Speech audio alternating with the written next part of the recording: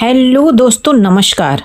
तो क्या आप लोगों को इस बात का पता है कि दिन में एक समय ऐसा होता है हमारे लिए कि जिसे हमारे जो ऋषि मुनि थे ना, वो भी सबसे पवित्र और सबसे शक्तिशाली बोल के गए हैं कि भाई वो समय जो है वो सबसे शक्तिशाली माना गया है। ठीक है, तो उस समय जो प्रगति होती है ना, प्रगति वो बहुत शांत, मन स्थिर होता है, हमारी ऊर्जा बहुत सर्वोत्तम स्तर पर होती है, जो हमारी ऊर्जा का लेवल होता है वो बहुत अच्छा रहता है। ठीक है, उस समय को ही ना ब्रह्म मुहूर्त बोला जाता है, जिसे कि 3:30, 4 बजे, 5 बजे इस टाइम में अगर हम उठते हैं, हम जो भी कुछ मांगते भी हैं ऊपर वाले से, तो वो भी हमारी मनोकामना पूरी होती है। ठीक है, और अगर हम उस टाइम अगर उठ के अपना काम भी स्टार्ट कर देते हैं तो हम सफल लोगों की गिनती में आना शुरू हो जाते हैं। ठीक है, अब जो सफल लोग होते हैं उनकी क्या खासियत होती है? उनकी यही तो खासियत होती है कि वे सुबह 4 बजे जल्दी उठते हैं।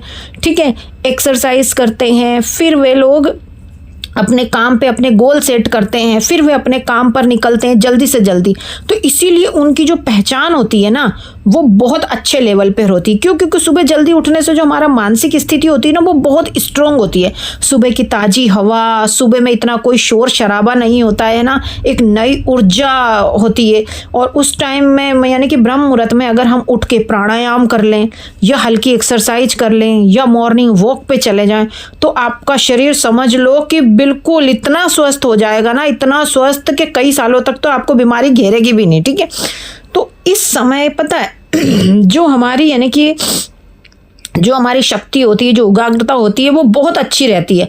जो पढ़ाई करने वाले देखे हैं आपने कि वो भी 4 बजे उठ के पढ़ाई करते हैं। जब मैं यानी कि स्कूल में थी, कॉलेज में थी, तो मैं हमेशा ना रात को मतलब जल्दी सो जाती थी मैं 9 बजे, और सुबह मैं 4 बजे उठ के पढ़ाई करा करती थी। ठीक है, और वो सच में जो हम 4 बजे उठ के पढ़ते हैं तो वो हमारा दिमाग में भी लगता है, वो हम कभी भूलते नहीं है।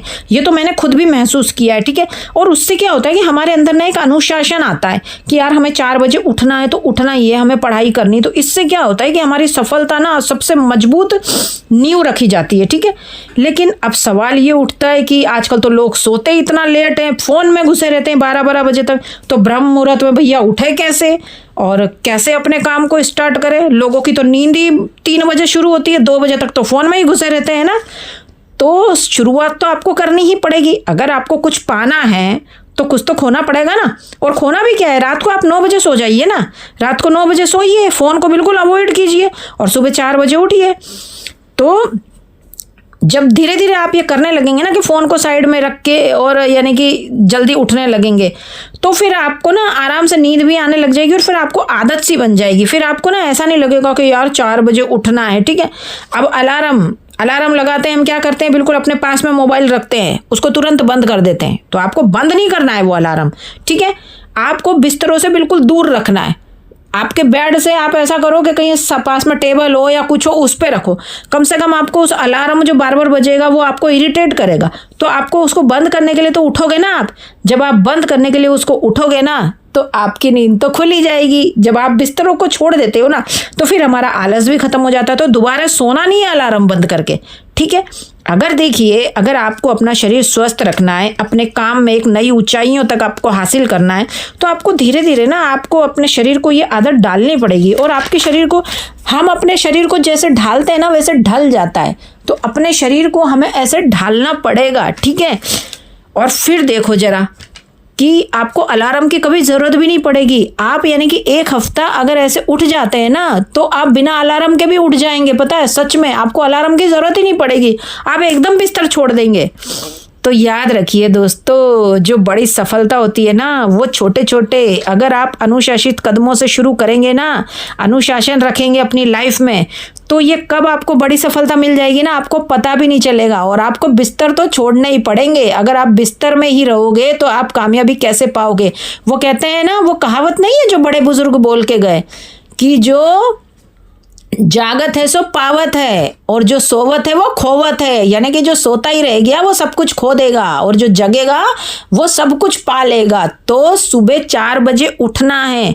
और अगर आपने ये 21 दिन डेली कर लिया ना, आपने ये 21 दिन ब्रह्म मुहूर्त में जागने का, ठीक है, तो देख लेना एक दिन यानी कि आपके विचारों में इतनी ऊर्जा आ जाएगी, आपके जीवन में सकारात्मक पॉजिटिव परिवर्तन महसूस करेंगे आप। ठीक है, तो दोस्त दोस्तों, सूरज हर दिन नई शुरुआत लेकर आता है, ठीक है, एक संदेश लेकर आता है हमारी लाइफ में। तो सवाल ये है कि सूरज कब उगेगा। सवाल ये है कि क्या आप उससे पहले, सूरज यानी कि जगेगा उससे पहले, क्या आप अपने सपनों को जगाने की कोशिश करेंगे? आप क्या अपने सपने जगाने के लिए तैयार हैं?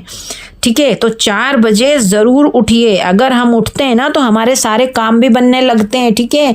उस टाइम में हम कोई भी मनोकामना अगर मानते हैं ना तो वो हमारी पूरी भी होती है। पता है, पहले ऋषि मुनि क्या करते थे? 4 बजे उठ के एक्सरसाइज करते थे, प्राणायाम करते थे, मेडिटेशन करते थे, वॉक करते थे, ठीक है। तो वो उनका शरीर कितना स्वस्थ रहता था। वो 100 साल से भी ऊपर जी के जाते थे और वो भी स्वस्थ तरीके से जीते थे। उनको कोई हारी बीमारी कुछ लगती ही नहीं थी। तो क्या हम ऐसा नहीं कर सकते? हम भी 4 बजे उठ के प्राणायाम करें, योग करें, पूजा पाठ करें। 6 बजे तक अगर हम ये सारे काम निपटा लेते हैं और उसके बाद फिर अपने गोल सेट करते हैं, अपने काम पे फोकस करते हैं कि आज हमारे दिन की शुरुआत कैसी होगी, हमें क्या करना है और क्या क्या गोल सेट है हमारे, वो सारे अगर आप सेट करते हैं तो आपको कामयाबी से कौन पीछे ले जाएगा? कोई भी नहीं ले जा सकता। किसी की इतनी मजाल नहीं कि आपको कामयाबी से पीछे धकेल देगा। आप एक बार शुरुआत तो करके देखिए। शुरुआत करेंगे, उसके बाद देख लेना, आपको रिजल्ट आना बहुत जल्दी शुरू हो जाएगा। हम जितनी देर तक पड़े रहते हैं तो हम अपना ही नुकसान करते हैं, ठीक है। तो देखिए, थैंक यू सो मच। और सुबह उठिए, वॉक कीजिए, पानी पीजिए। Thank you so much.